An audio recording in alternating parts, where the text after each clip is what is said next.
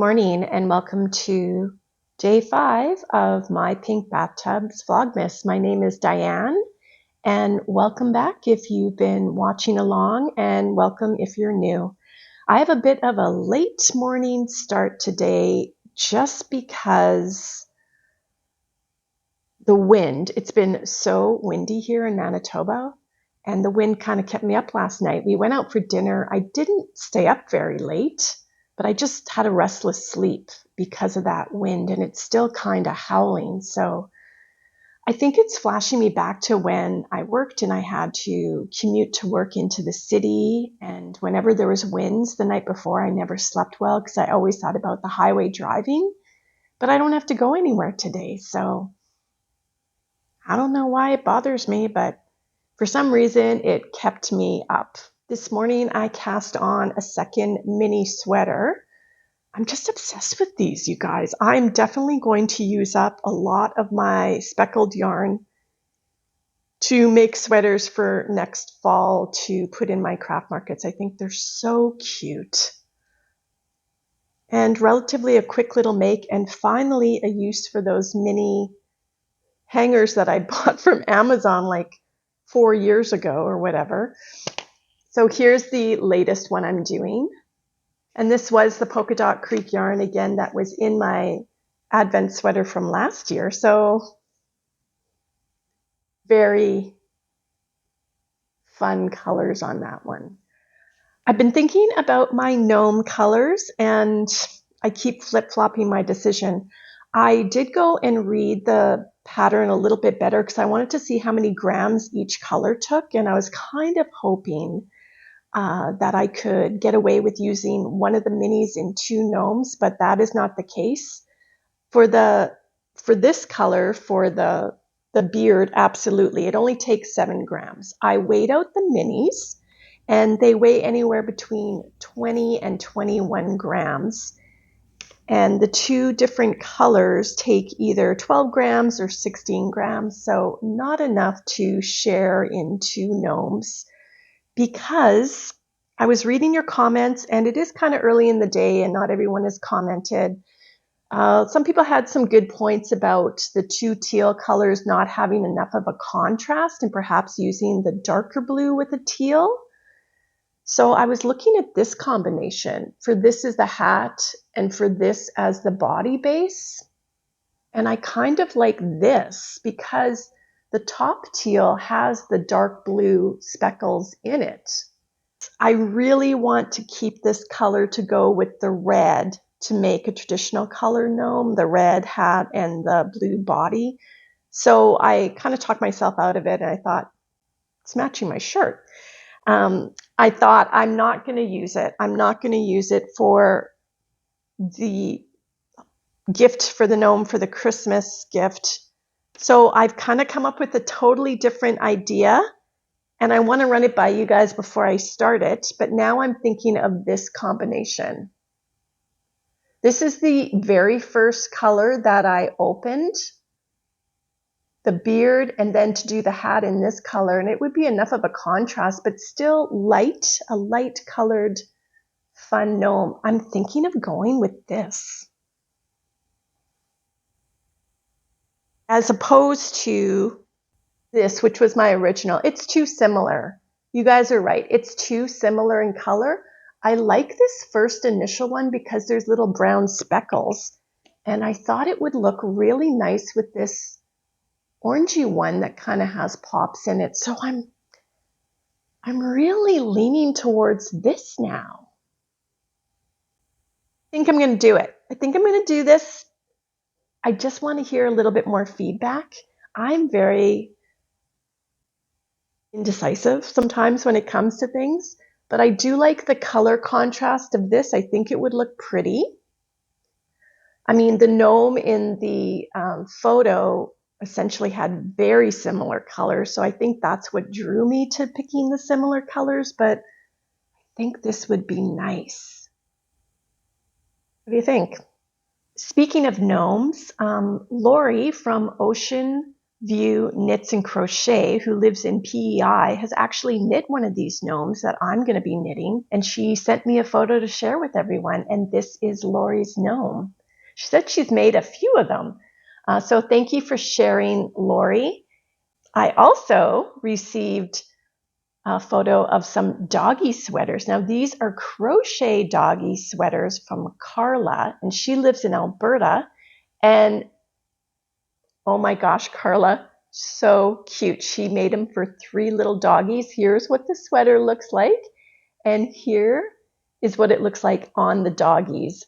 So cute. So if anyone wants to share their photos, I would love to see them. Just email me at mypinkbathtub@gmail.com and send me a photo of either a gnome that you've done or any sort of a doggy or pet sweater that you've done.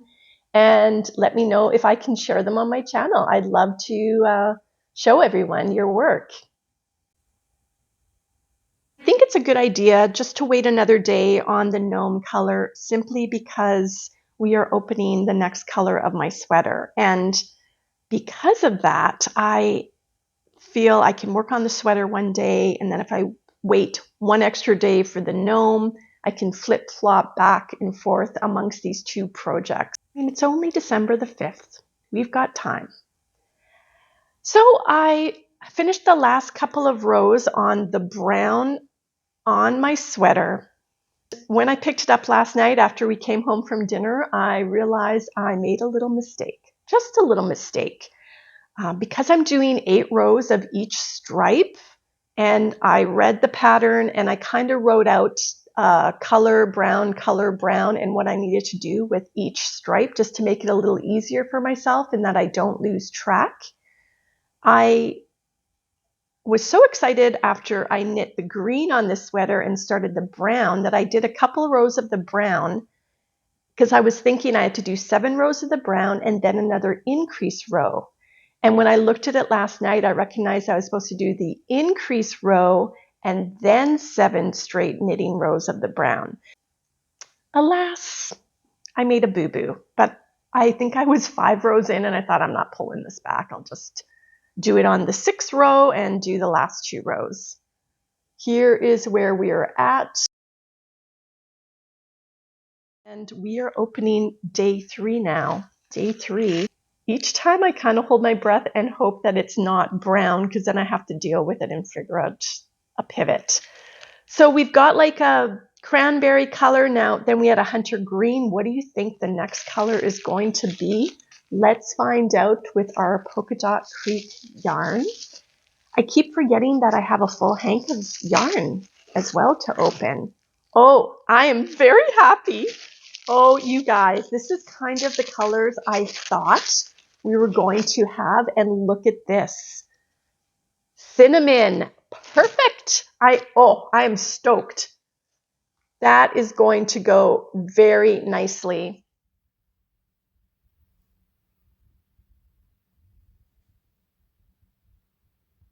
That's going to go really nicely with the dark brown. Now, I do know the next 2 stripes are straight knitting. I am thrilled. This is kind of the colorway I was kind of guessing was going to be in the Advent, because they talked about traditional Christmas colors. Perfect. Woo! Notice I just put my gnome stoppers on now. I took off the other ones and we're on to the gnome ones to go with the gnome bag that my sweater's staying in. I'm very happy with that color from Polkadot Creek today. And you know what would be even better is day 5 not being a purple from Tangled Poets. And ooh, okay, I like this color. Oops, it's coming apart. Let me just put it together here. I like this.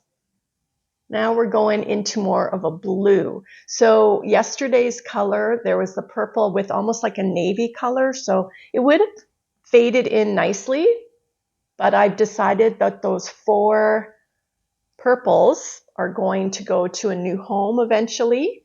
And this would technically be the start of whatever project I make with this. Now this is gorgeous. I absolutely love this color. It's great.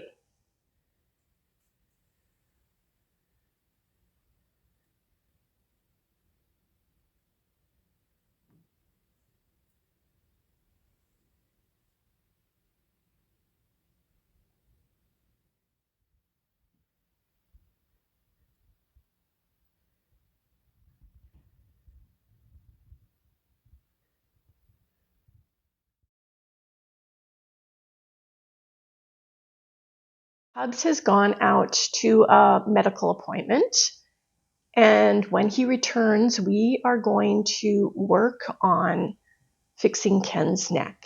Now, just a little side history about Ken. As a child, I never had a Ken doll. But I kind of made myself a Ken doll by cutting one of my Barbie's hair short and turning her head backwards so her chest was on the back of her body.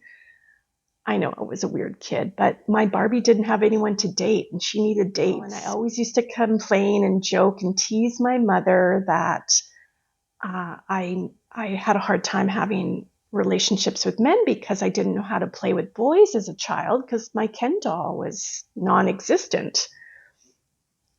So years ago, my sister's father-in-law bought me a Ken doll for Christmas. I used to have my Ken doll at work when I worked in a high school library, and the kids just loved him. They would dress him up, and you know, if they were in my good books, I would allow them to take Ken out on adventures.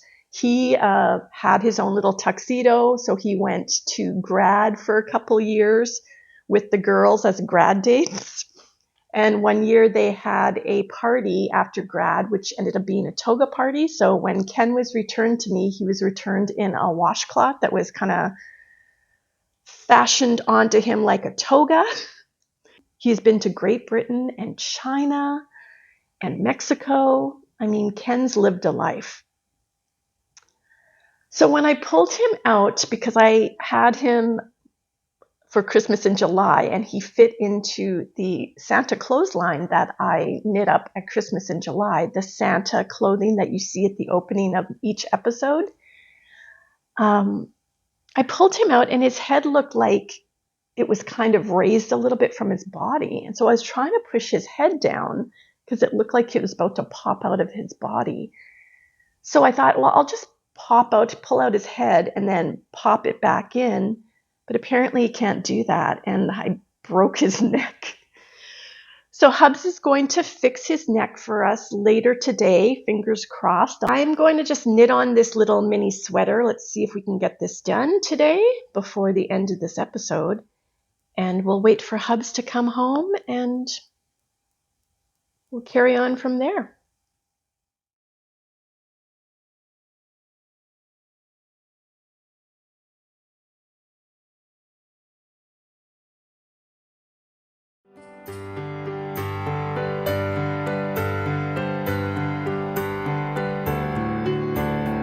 Today, Hubs is going to try the Aero S'mores hot chocolate, and I am going to try the turtle hot chocolate.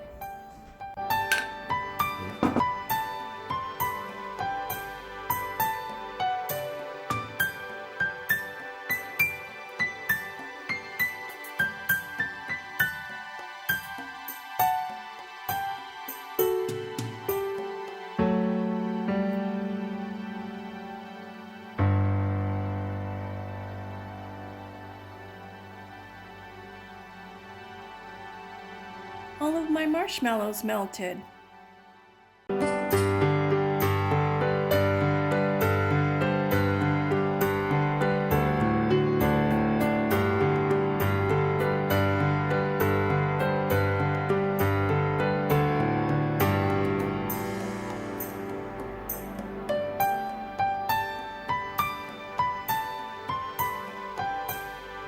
just waiting to place it in the right way.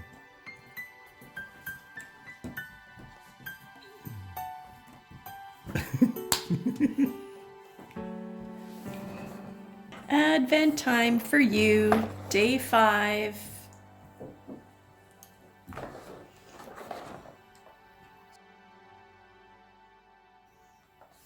Hard to find them.